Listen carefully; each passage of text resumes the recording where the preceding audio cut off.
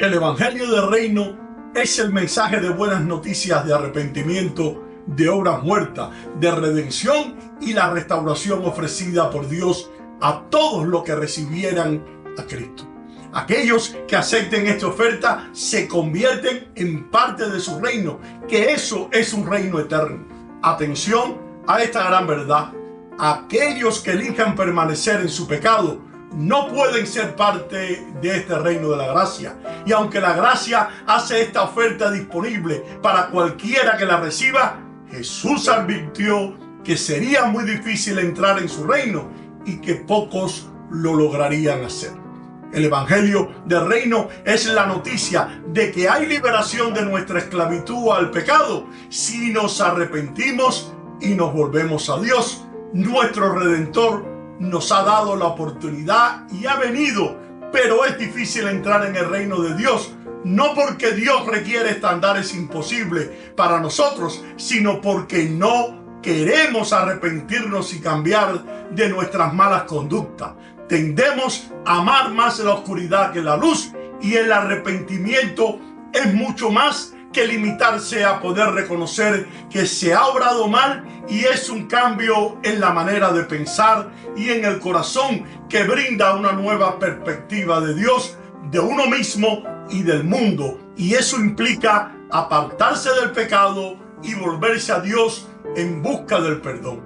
Y lo que lo motiva es el amor a Dios y es el deseo sincero de obedecer sus mandamientos. Yo soy René González, ministro de un nuevo pacto, y este es tu canal Escudriñando las Escrituras. Y en el día de hoy estaremos compartiendo una enseñanza que promete traer luz a través de las Escrituras, y el tema que estaremos compartiendo etimológicamente se llama el Evangelio del Reino de la Gracia.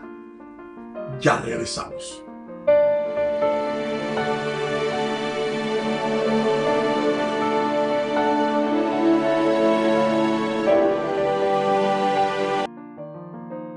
Aquellos que reciben el Evangelio del Reino se convierten en ciudadanos del cielo y son liberados de la servidumbre de este mundo. Y eso se refiere a los hijos de Dios como embajadores de nuestro Padre Celestial.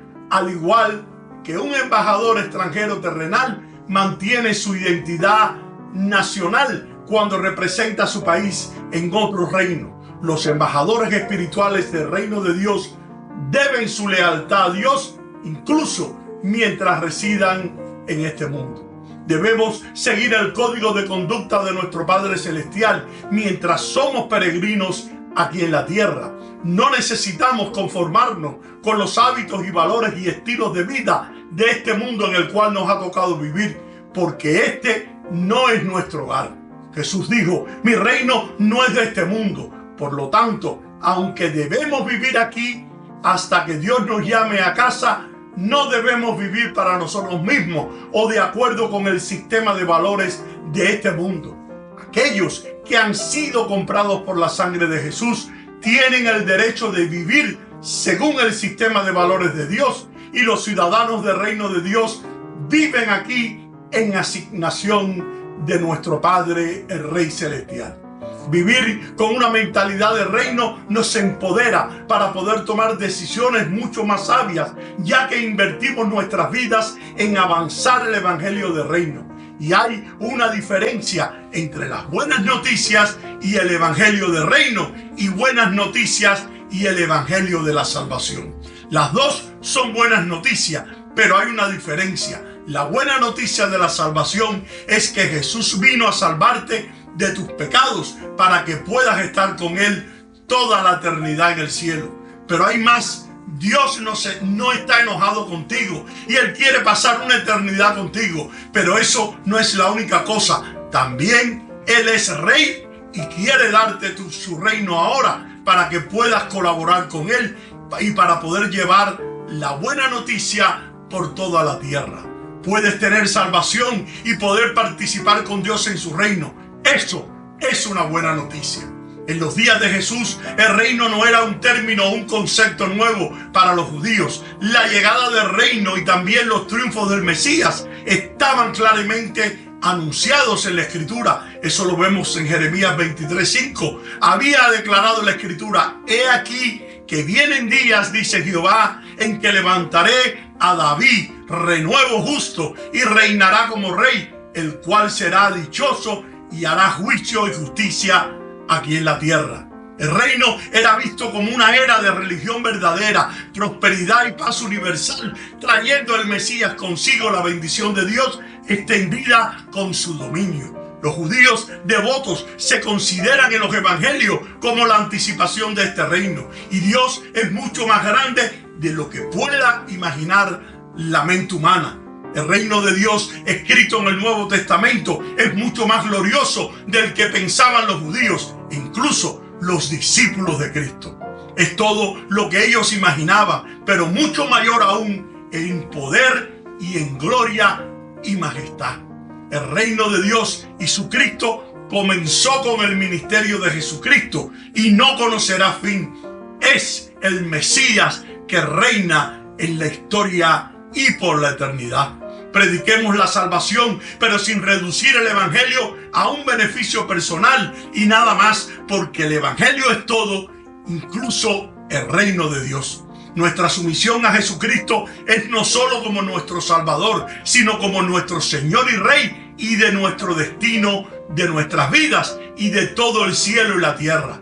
La salvación es nuestro punto de entrada, y el evangelio de salvación debe llevarnos al Rey y a nuestra comprensión de nosotros como ciudadanos de su reino. No olvides que las doctrinas respecto al reino de Dios tienden a errar hacia uno de dos extremos. Un extremo asume que el reino logra muy poco durante la era de la iglesia, y el otro mantiene que el reino logra demasiado.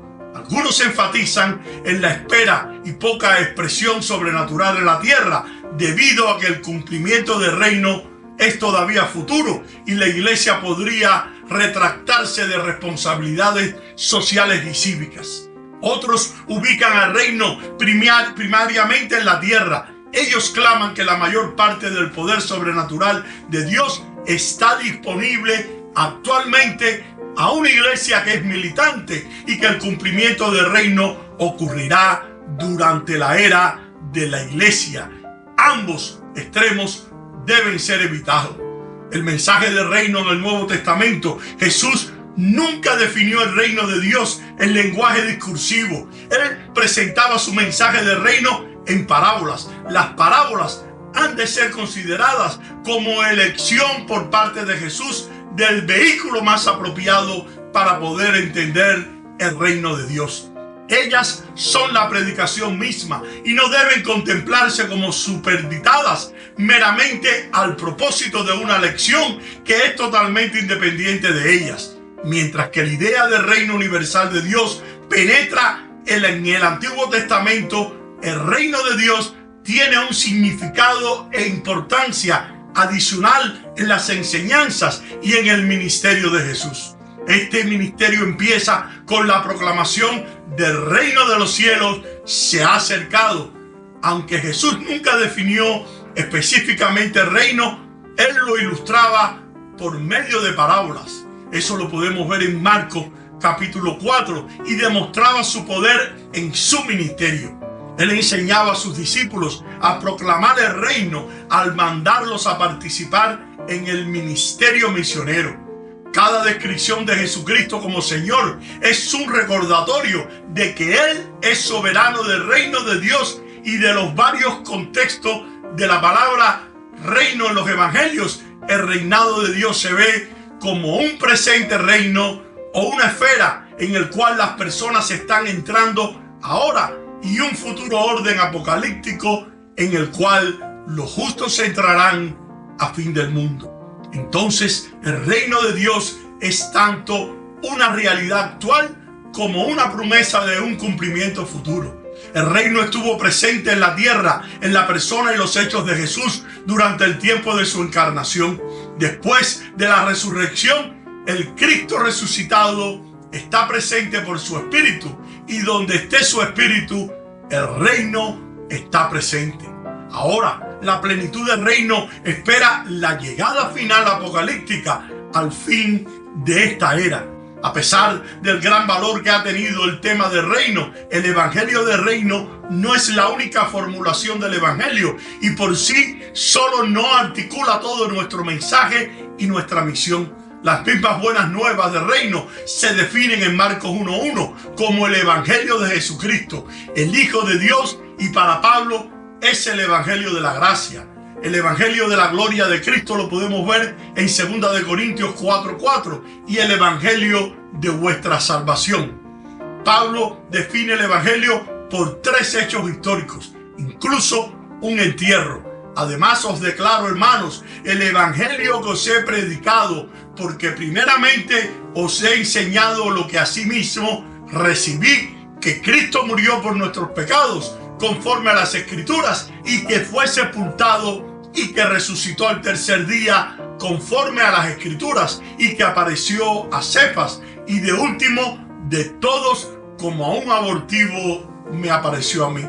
Creo que ahora, sin desatender el mensaje del reino de Dios, debemos volver a destacar el evangelio de la muerte y resurrección de Cristo, y creo que junto con las tareas sociales y políticas que nos van a tocar, tendremos también urgentes tareas propiamente teológicas. El reino de Dios no es la iglesia, pero hay una relación inseparable entre los dos. La iglesia invisible y verdadera es el cuerpo espiritual del cual Cristo es la cabeza. Eso lo podemos ver en Efesios 1:22 y en Colosenses 1:18 incluye que todos los que han creído o creerán en Cristo como Salvador desde el inicio de la iglesia hasta el tiempo en que Dios la lleve de este mundo. El reino de Dios existía antes del principio de la iglesia y seguirá después de que la obra de la iglesia sea terminada. Finalmente, Cristo reinará en majestad sobre su reino eterno, que incluirá la iglesia glorificada. El reino de Dios puede trabajar dentro de cualquier sistema político actual, pero no está identificado con ninguno. Los creyentes llevan el evangelio del reino al mundo para que los individuos puedan escoger voluntariamente al señorío de Jesucristo, y es cuando el reino de Dios se ha de manifestar en tu vida y en la mía.